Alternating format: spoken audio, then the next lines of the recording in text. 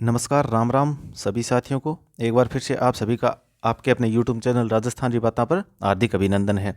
तो हम पीछे की कड़ी में एमसीक्यूज कर रहे हैं, राजस्थान मॉडर्न हिस्ट्री की बातें कर रहे हैं, जिसमें हमने पीछे किसान आंदोलन भी किया और जनजातीय क्षेत्र में महत्वपूर्ण किसान आंदोलन भी किया। और आज हम उसी कड़ी में आगे राजस्थान का एकीकरण, जो महत्वपूर्ण टॉपिक हमारा, उसकी चर्चा करने जा रहे हैं। तो इसमें पहले क्वेश्चन से हमारे शुरू करते हैं। तो अब हम बात कर रहे हैं स्वतंत्रता प्राप्ति की समय की। तो स्वतंत्रता प्राप्ति के समय राजस्थान में क्षेत्रफल की दृष्टि से सबसे बड़ी रियासत कौन सी हुआ करती थी? तो सबसे बड़ी रियासत तो मारवाड़ थी, या मैं कहूँ तो जोधपुर थी। सबसे प्राचीन रियासत थी मेवाड़। और क्षेत्रफल की दृष्टि से सबसे छोटी रियासत कौन सी थी? शाहपुरा थी। और सबसे नई रियासत की बात करें तो उसमें हमें झालावाड़ देखते हैं। ठीक है, तो ये कुछ महत्वपूर्ण रियासतों के संबंध में भी आपको ध्यान में रखना है। तो इसमें सबसे बड़ी पूछा है तो मारवाड़ हो जाएगी। राजस्थान के एकीकरण पूर्व राजस्थान में कितनी रियासतें और ठिकाने थी? एकीकरण के बाद में हम अलग मैप देखते हैं, और एकीकरण से पूर्व की हम बात देखते हैं तो उस समय राजस्थान में कितने ठिकाने थे और कितनी रियासतें थी। तो उस समय हम देखते हैं एकीकरण में हमारी जो महत्वपूर्ण क्लास थी उसमें भी हमने अच्छे से इसकी बात की है। 19 रियासतें थी और 3 ठिकाने हुआ करते थे। ठिकाने हम जैसे देखते हैं, कुशलगढ़ ठिकाना आता है, लावा आता है, और एक निमराना भी आता है। चलिए, रियासतों से संबंधित समस्याओं के समाधान के लिए रियासती विभाग बनाया गया था। उसकी स्थापना कब की गई थी? तो इसकी स्थापना भी आपको ध्यान में रखनी है। 5 जुलाई 1947 को रियासती विभाग की स्थापना की गई थी, जिसके अध्यक्ष कौन थे? हमारे सरदार वल्लभ भाई जी पटेल इसके अध्यक्ष थे, और सचिव इसके कौन थे? वीपी मेनन इसके सचिव थे। ठीक है, ये दो बातें मैंने ध्यान में रखनी है, और ये 5 जुलाई 1947 भी ध्यान में रखना है। इसमें हम एकीकरण पढ़ते हैं तो उस क्लास में देखा था और कहा था कि इसमें यह कहा गया था कि केवल वही रियासत स्वतंत्र रह सकती हैं जिनकी जनसंख्या या तो 10 लाख से अधिक है, और या जिनकी जो वार्षिक आय है ना वह 1 करोड़ से अधिक है। तो ऐसी राज्य में उस समय कितनी रियासतें थी? 4 रियासतें थी। कौन सी? उदयपुर, जयपुर, जोधपुर और बीकानेर थी। मत्स्य संघ का उद्घाटन कब हुआ था? अब हम देखते हैं राजस्थान का एकीकरण शुरू हो गया तो सबसे पहले जो एकीकरण का नाम आता है वह मत्स्य संघ का नाम आता है। एकीकरण कितने चरणों में होता है? 7 चरणों में होता है। और शुरू कब होता है? 18 मार्च से शुरू होता है। मत्स्य संघ के उद्घाटन शुरुआत के साथ में ये शुरू होता है। तो एकीकरण की शुरुआत की गई थी मत्स्य संघ के साथ में कब से? 18 मार्च 1948 से इसकी शुरुआत की गई थी। राजस्थान निर्माण के प्रथम चरण में गठित मत्स्य संघ में सम्मिलित अब कौन कौन सी रियासतें थी उसको हम देखना है। तो ये आप ABCD से भी ध्यान में रखते हैं। अलवर, भरतपुर, धौलपुर और करौली, ये रियासतें इसमें प्रथम चरण में गठित की गई थी या सम्मिलित की गई थी। और मत्स्य संघ नाम जो है इसको KM मुंशी के द्वारा दिया गया था, मत्स्य संघ नाम। 1948 में किनको मत्स्य संघ का राज प्रमुख बनाया गया था? तो इसमें जो उदयभान सिंह जी थे ना, धौलपुर के शासक, उनको राज प्रमुख बनाया गया था, और अलवर को इसकी राजधानी बनाया गया था। और भरतपुर के लोहागढ़ में इसका उद्घाटन किया जाता है। और उद्घाटन किसके द्वारा किया जाता है? नरहरि विष्णु गोडकिल के द्वारा इसका उद्घाटन भी किया जाता है। और प्रधानमंत्री यहाँ पर शोभाराम जी कुमावत को बनाया जाता है। किसके प्रस्ताव पर मत्स्य संघ नाम रखा गया था? KM मुंशी के प्रस्ताव पर। मत्स्य संघ के प्रधानमंत्री किनको बनाया गया था? शोभाराम जी कुमावत को इसका प्रधानमंत्री बनाया गया था। राजस्थान के एकीकरण प्रक्रिया के समय मत्स्य संघ की वार्षिक आय कितनी थी? 184 लाख रुपए। 184 लाख रुपए ध्यान में रखना है। और अगर क्षेत्रफल भी पूछ लेना तो 12,000 वर्ग किलोमीटर इसका क्षेत्रफल था। ठीक है, 12,000 ध्यान में ये भी रख लेना। मत्स्य संघ के प्रशासन को चलाने के लिए गठित मंत्रिमंडल में निम्न में से कौन शामिल नहीं था? अब हमको ये देखना है कि इसमें शामिल कौन नहीं था। मास्टर भोलेनाथ जी थे या मास्टर भोलानाथ थे, चिरंजी लाल शर्मा भी थे, डॉक्टर मंगल सिंह भी थे, लेकिन इसमें रमेश कुमार नहीं थे। तो इसमें शामिल नहीं थे, नहीं का ध्यान में रखना है। रमेश कुमार इसमें शामिल नहीं थे, क्योंकि इनमें प्रधानमंत्री तो शोभाराम जी कुमावत को बना दिया गया था। और मंत्रिमंडल में अन्य सदस्य कौन थे? जुगल किशोर चतुर्वेदी थे, मास्टर भोलानाथ का भी हमने नाम देख लिया है, गोपीलाल यादव का भी नाम आता है, और एक चिरंजी लाल शर्मा और मंगल सिंह भी इसमें शामिल थे। मत्स्य संघ के मंत्रिमंडल में अब उसी तरह का क्वेश्चन है कि निम्न में से कौन सम्मिलित नहीं था? जुगल किशोर चतुर्वेदी थे, चिरंजी लाल शर्मा थे, भोलानाथ थे, लेकिन प्रेम नारायण माथुर इसमें शामिल नहीं थे। तो ये ध्यान में रखना है। 14 फरवरी 1948 को भारत सरकार ने भरतपुर प्रशासन पर अधिकार करके भरतपुर राज्य का प्रशासक किसको नियुक्त किया था?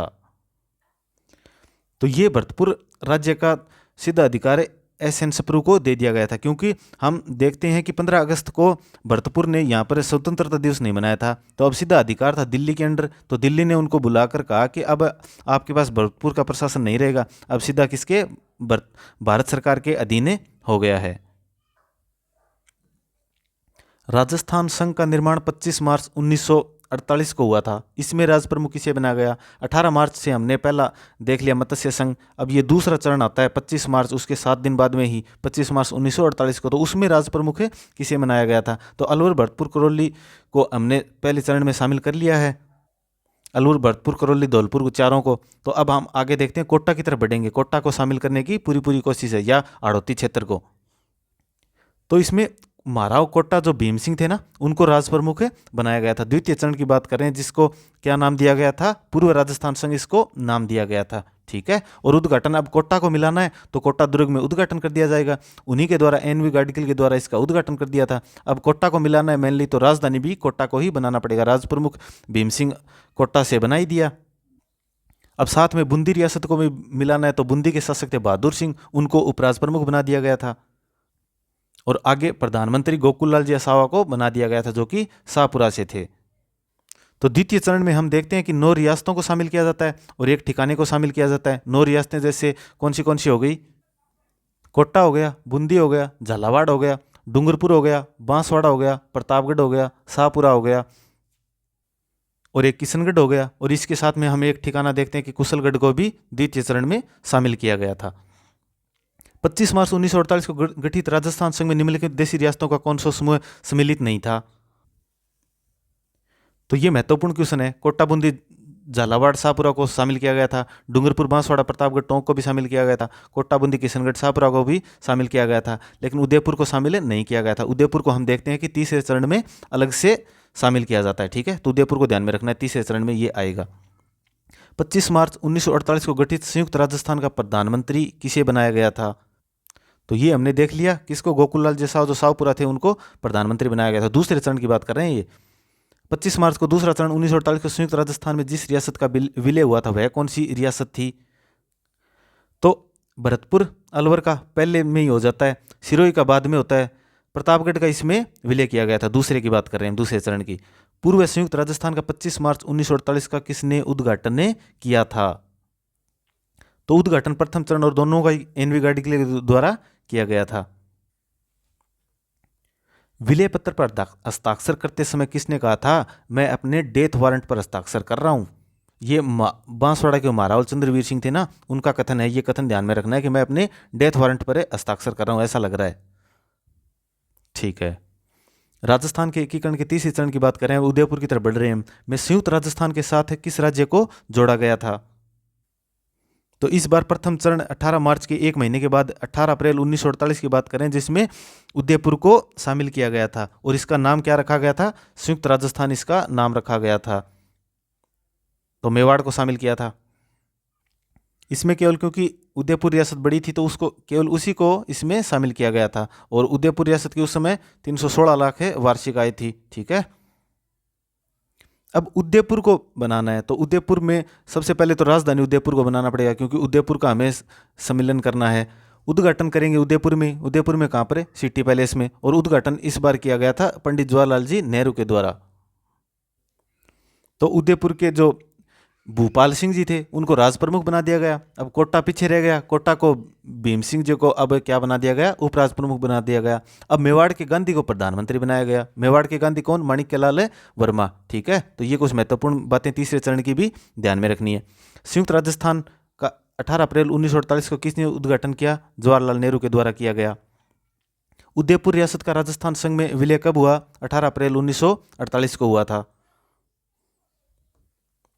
संयुक्त राजस्थान के प्रधानमंत्री किनको बनाया गया था? माणिक्यलाल जी वर्मा को बनाया गया था। अब देख लेना, अब आप चरण याद करते रह जाएंगे, पहला, दूसरा, तीसरा, लेकिन आपको यह भी ध्यान में होना चाहिए कि तीसरे चरण का नाम क्या था। तो उदयपुर के मेलन के साथ में संयुक्त राजस्थान इसका नाम हो गया था। तो संयुक्त राजस्थान के प्रधानमंत्री थे हीरालाल जी शास्त्री, माफ करना, माणिक्यलाल वर्मा। वृहत राजस्थान का उद्घाटन 30 मार्च 1949 को किसके द्वारा किया गया था?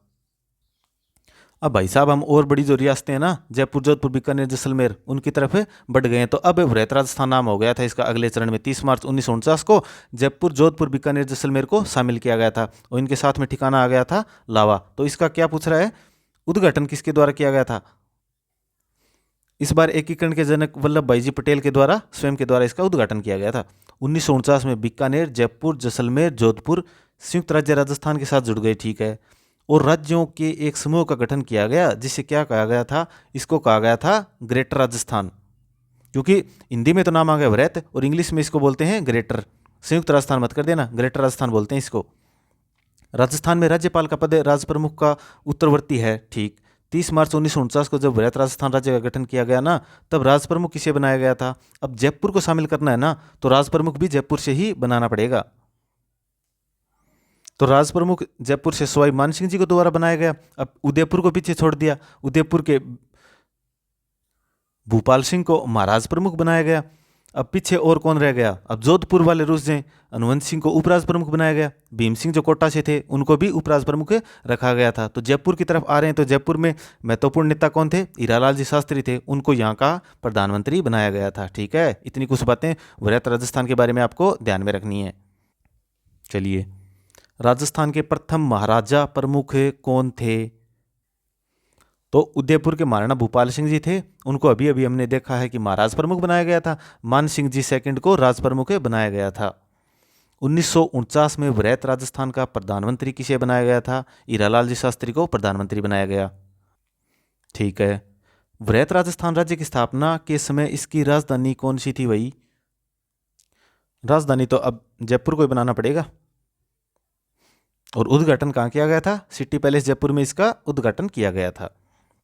समिति जिसने जयपुर को राजस्थान की राजधानी बनाने की सिफारिश की थी, तो ये सत्यनारायण राव समिति थी, ठीक है। इसमें क्या कहा गया कि राजधानी तो जयपुर को बना दीजिए, और जो अन्य कुछ राजधानी है वह कहीं नाराज ना हो जाए, तो न्याय विभाग जोधपुर को दिया गया था, शिक्षा विभाग अब बीकानेर की तरफ दिया गया, वन विभाग कोटा को दे दिया गया था, और खनिज विभाग उदयपुर को दे दिया गया था। भरतपुर को भी खुश करना है, उनको कृषि विभाग दिया गया था। तो सत्यनारायण राव समिति के बारे में इतनी कुछ बातें ध्यान में रखनी, महत्वपूर्ण समिति है राजस्थान के एकीकरण को लेकर। पी सत्यनारायण राव समिति के संदर्भ में अब कथन है, उनमें और स्पष्ट हो जाएगा कौन सा कथन सत्य नहीं है। तो पहली बात कर ली, जयपुर को राजधानी बनाने का प्रस्ताव दिया गया था, ठीक है। लोक सेवा आयोग का जो मुख्यालय ना, वो अजमेर में रखा जाएगा, ये सिफारिश थी।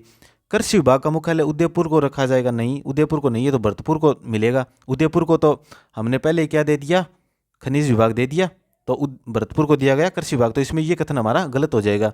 हाईकोर्ट को जोधपुर में रखा, ठीक है, ये भी सही है। राजस्थान के एकीकरण के समय स्थापित सरकारी कार्यालयों के साथ सम्मिलित कीजिए। तो ये हम सत्यनारायण राव समिति की कर रहे हैं कि कौन सी रियासत को क्या कुछ मिला था, उनको हमको मिलान करना है।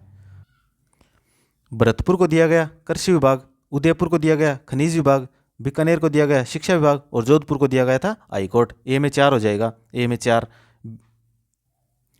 जोधपुर को हाईकोर्ट दिया तो बी में 1, बी में 1। बीकानेर को क्या दिया? शिक्षा विभाग दिया 2, सी में 2। और उदयपुर को क्या दिया? खनिज विभाग दिया। तो 4, 1, 2, 3 इसमें हमारा सही हो जाएगा। मत्स्य संघ का राजस्थान में कब विलय किया गया था? तो ये हम आगे बात कर रहे हैं, चौथे चरण से आगे बढ़ गए, 5वें चरण की बात करें तो 15 मई 1949 को जो उधर हमारा मत्स्य संघ था ना, उसको इस राजस्थान में विलय कर दिया गया था। या मैं कहूं तो मत्स्य संघ को वृहत राजस्थान संघ में मिलाया गया था। किसकी सिफारिश पर? शंकर राव देव समिति थी ना, उसकी सिफारिश पर इसको मिलाया गया था। अब वापस से पलड़ा पलटेगा, लेकिन इस बार राजधानी तो जयपुर ही रहेगी। महाराज प्रमुख है, उनको आजीवनी बना दिया था, भूपाल सिंह ही रहेंगे। और राज प्रमुख उनको भी आजीवनी बना दिया था कि अब आप जब तक है ना एकीकरण या चलेगा, तो जब तक ये रियासतें चलेंगी आप राज प्रमुख ही रहेंगे। प्रधानमंत्री हीरालाल जी शास्त्री को ही रखा था। तो आगे तो हमको ज़्यादा ध्यान में ही नहीं रखना है। राजस्थान एकीकरण में भरतपुर, धौलपुर रियासतों पर जनता की राय जानने के लिए एक कमेटी का गठन किया गया था। उस कमेटी में कौन सम्मिलित नहीं था? तो अभी हम चर्चा करके आए कि शंकर राव देव समिति बनाई गई, 3 इसके सदस्य रखे गए थे। अब भरतपुर, धौलपुर रियासतों की जनता की राय देखनी है हमको, तो शंकर राव देव थे इसमें, R.K. सिद्धावा भी थे इसमें, और प्रभु दयाल जी थे। अध्यक्ष इसके शंकर राव जी थे, और ये अन्य जो सदस्य थे। M.S. जैन इसमें शामिल नहीं था, तो ये हमारा इसमें गलत हो जाएगा।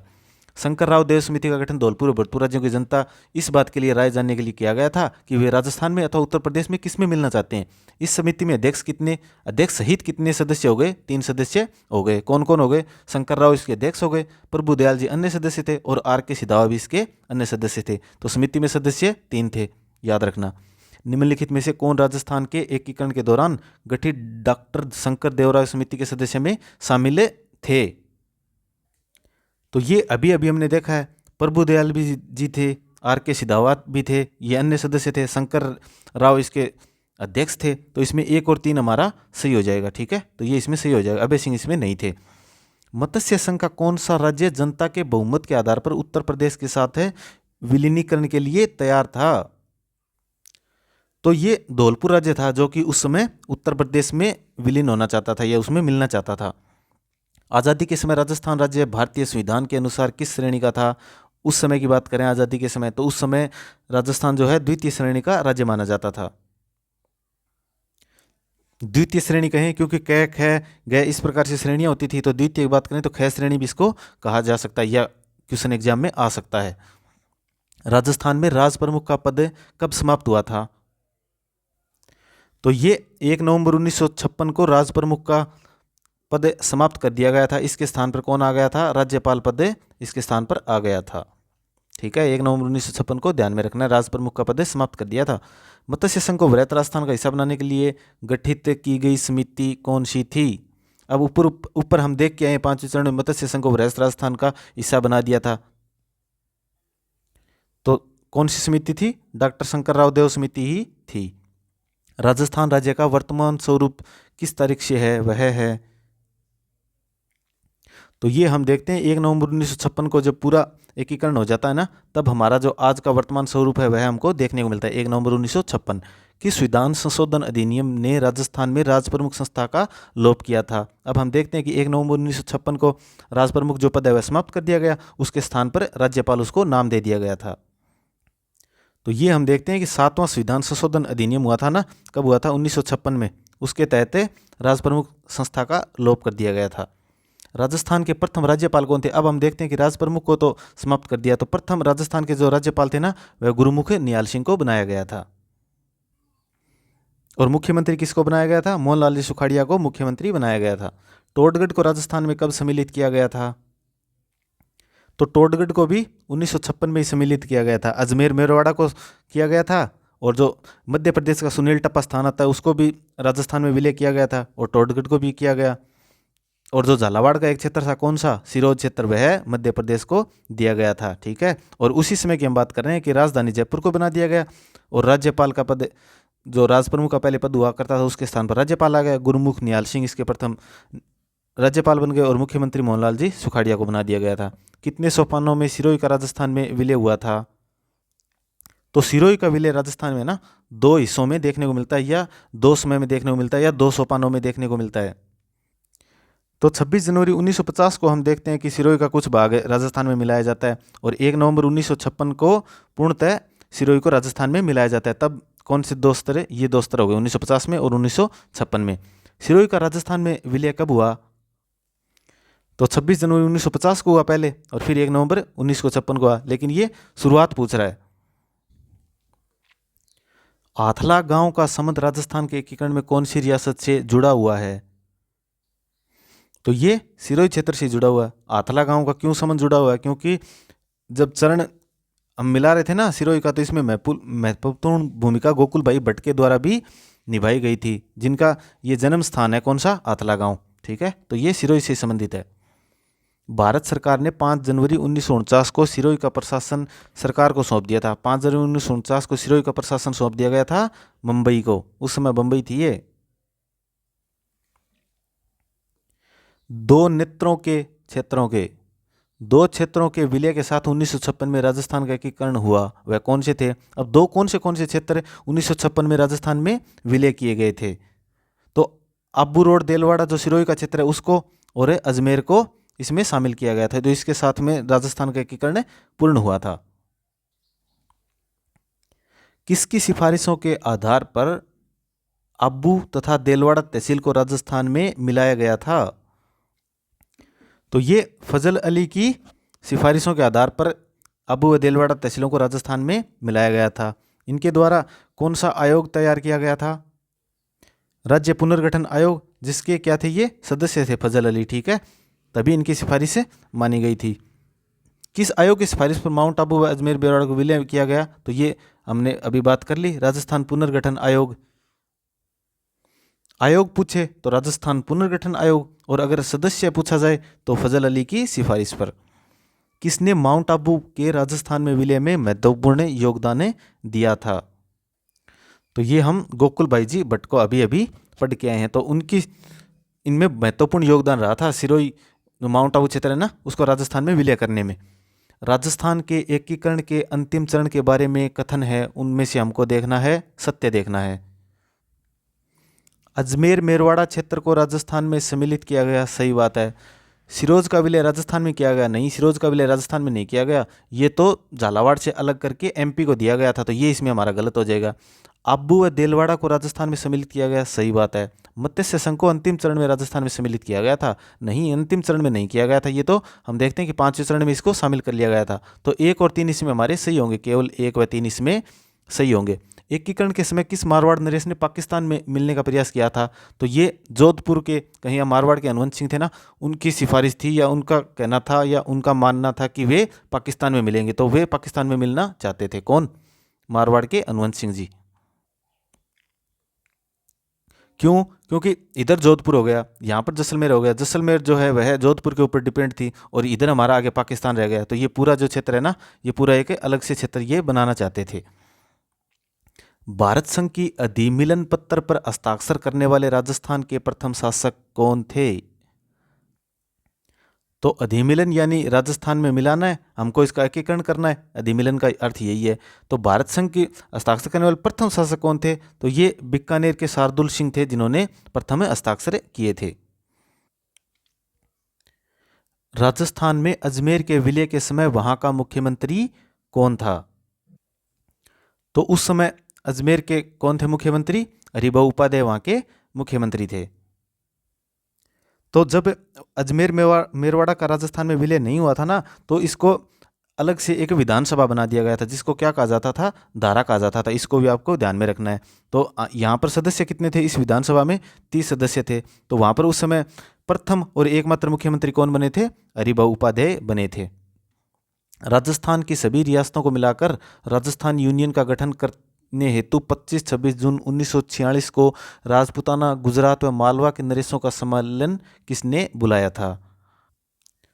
तो ये मेवाड़ महाराणा भूपाल सिंह जी के द्वारा किया गया था। इधर से तो गुजरात हो गया, इधर से मालवा हो गया, बीच में राजस्थान का उदयपुर क्षेत्र हो गया, तो इसको मिलाकर भी एक यूनियन बनाना चाहते थे, या राजस्थान यूनियन बनाना चाहते थे। कौन? मेवाड़ महाराणा भूपाल सिंह। अब ये इसमें करने में सफल भी हो गए थे, लेकिन जयपुर, बीकानेर, जोधपुर जैसी बड़ी रियासतें थी, उन्होंने ये करने से मना कर दिया। अन्य रियासतें इसमें शामिल भी हो गई थी, लेकिन बाद में भी इसका कोई परिणाम नहीं रहा था। किस शासक ने अन्य शासकों को संविधान निर्मात्री सभा में शामिल होने का आह्वान किया था या बुलावा दिया था? तो ये उदयपुर के महाराजा धीराज भूपाल सिंह जी ही थे, ठीक है। राजस्थान की वह रियासत जिसने बाद में अधिमिलन पत्र पर हस्ताक्षर किए थे। तो ये अंतिम रूप से धौलपुर के महाराणा द्वारा इस पर हस्ताक्षर किए गए थे, ठीक है। तो 14 अगस्त 1947 को उन्होंने भारत में विलय करना स्वीकार कर लिया था। सर, वीटी कृष्णाचार्य किस राज्य के दीवान थे? तो ये राज्य कहाँ के? जयपुर के दीवान थे। नव राजस्थान के एकीकरण में राजधानी के मुद्दे को हल करने हेतु एक कमेटी का गठन किया गया था, जिसके अध्यक्ष किसको बनाया गया? तो ये मुद्दा भी था, राजधानी को लेकर मुद्दा था कि राजधानी किसको बनाया जाए। तो ये 1949 की हमें बात कर रहे हैं। तो इसमें जो है अध्यक्ष किसको बनाया गया था? ये बनाया गया था BR पटेल को, इसका अध्यक्ष बनाया गया था। और ये राजधानी को लेकर या राजधानी के मुद्दे को लेकर समिति बनाई गई थी सरदार वल्लभ भाई पटेल के द्वारा। 1945-46 में अखिल भारतीय राज्य जनता सम्मेलन AISPC, जिसको भी शॉर्ट में कहा जाता है, किस स्थान पर आयोजित किया था, जिसमें यह कहा गया कि केवल उन राज्यों या राज्यों के समूह को जिनकी न्यूनतम जनसंख्या 50 लाख और राजस्व 3 करोड़ रुपए या अधिक है, को ही स्वतंत्र और संघीय भारत में स्वतंत्र इकाई का दर्जा दिया जाना चाहिए। तो ये सम्मेलन रखा गया था कहाँ पर? उदयपुर में। दक्षिणी राजपूताना के छोटे राज्यों को एकीकृत करने के लिए किसने अड़ोती संघ बनाने का प्रस्ताव दिया था? तो ये महाराव भीम सिंह कोटा के द्वारा दिया गया था, क्योंकि वो उस समय कोटा, बूंदी व झालावाड़ को मिलाकर अड़ोती संघ का निर्माण करना चाहते थे। ठीक है, तो ये हमारा एक छोटा सा अलग से अड़ोती संघ मिल जाएगा, हमें किसी अन्य में मिलने की जरूरत नहीं है। और इसी प्रकार जो डूंगरपुर के महाराव थे, कौन थे? लक्ष्मण सिंह। वे भी डूंगरपुर, बांसवाड़ा, कुशलगढ़ और प्रतापगढ़ को मिलाकर वागड़ से अलग से संघ बनाना चाहते थे। कौन सा? वागड़ संघ। और इसी क्रम में हम ऊपर जयपुर में देखते हैं कि जयपुर के जो राजा थे वह अलवर और करौली को लेकर या मिलाकर अलग से अपना संघ बनाना चाहते थे। कौन सा अब कूट है वह सम्मिलित करना? अब चरण देख लिए, अब चरणों की हमको तारीख देखनी है। तो ये हमें क्रम में दिए गए हैं। तो तृतीय चरण 18 अप्रैल 1948 को, ठीक है, उदयपुर जब सम्मिलित हुआ था। तो चतुर्थ चरण 30 मार्च 1948। तो ये तो इसे वापस चला गया ना, लेकिन ये 30 मार्च 1948 में नहीं हुआ था, ये 30 मार्च 1949 को हुआ था। पंचम चरण 15 मई 1949 को होता है और षष्ठम छठा चरण 26 जनवरी 1950 को होता है। तो इसमें सुमेलित नहीं है। कौन सा? चतुर्थ चरण। राजस्थान की किस रियासत को पंडित जवाहरलाल नेहरू ने विश्व का 8वां आश्चर्य कहा था? तो ये जैसलमेर को कहा था। राजस्थान का अंडमान निकोबार भी कहलाता है जैसलमेर। ठीक है, और इतिहास में हम देखते हैं कि कहा भी गया कि यहाँ जाने के लिए तो टांगे किसकी होनी चाहिए? पत्थर की टांगे आपको चाहिए। आज़ादी से पूर्व नॉन सैल्यूट स्टेट ठिकाने कौन से थे? तो ये लावा थे, कुशलगढ़, निमराना, तीनों ही ठिकाने थे। तो ये नॉन सैल्यूट ठिकाने थे, अर्थात इनको सल्यूट नहीं दिया जाता था। सल्यूट कहें तो उस समय की बात करें तो तोपों की सलामी इनको नहीं दी जाती थी, इसलिए इनको नॉन सल्यूट स्टेट कहा जाता था। और जो 19 रियासतें थी उनको सल्यूट स्टेट कहा जाता है, क्योंकि वहां पर तोपों की सलामी दी जाती थी। ठीक है, राजस्थान के राजनीतिक एकीकरण की प्रक्रिया हमने देख ली, उसमें कुल समय कितना लगा था? तो इसमें समय लगा था 8 7 14, 8 वर्ष 7 माह 14 दिन। 8 वर्ष 7 माह 14 दिन, ध्यान में रखना है, पूछ लिया जाता है ये भी। राजस्थान की रियासतें हैं, ठीक है, उनका एकीकरण भी हमने कर लिया। अब उनको आरोही क्रम में व्यवस्थित करना है कि कौन सा, अगर अच्छे से आपने देखा ना तब तो आपको पता चल जाएगा कि कौन सी रियासत का कब विलय किया गया था। तो हम देखते हैं कि उदयपुर तीसरे चरण में मिलती है, उससे पहले टोंक का विलय हो जाता है। तो उदयपुर का टोंक के बाद में होगा टोंक, उदयपुर। जैसलमेर का उदयपुर के बाद में होता है, यानी जोधपुर बीकानेर के साथ में जैसलमेर। और अजमेर का सबसे लास्ट में होता है। 1 2 3 4, 1 2 3 4। ठीक है, तो ये राजस्थान का जो एकीकरण था ना, उसमें हमने पहले एक क्लास भी अच्छी तरीके से कंप्लीट कर लिए, और एक उसके आज एमसीक्यूज भी जो अक्सर एग्जाम में पूछे जाते हैं या पूछे गए हैं, उनकी भी हमने आज डिटेल में चर्चा की है। तो इसी क्रम में हम और आगे भी हमारे एमसीक्यूज की तैयारी जारी रखेंगे। आप हमारे साथ जुड़े रहिए, आपके हर एग्जाम के लिए ये महत्वपूर्ण है। आपके लिए आने वाली आगे महत्वपूर्ण भर्तियां हैं, जैसे चतुर्थ श्रेणी की भी आएगी, पटवार की भी आएगी, 3rd ग्रेड का मेन एग्जाम भी आएगा, तो उन सभी के लिए ये महत्वपूर्ण है। तो आज का हमारा सेशन इतना ही, मिलते हैं अगले सेशन में। जय हिंद, जय भारत, जय राजस्थान।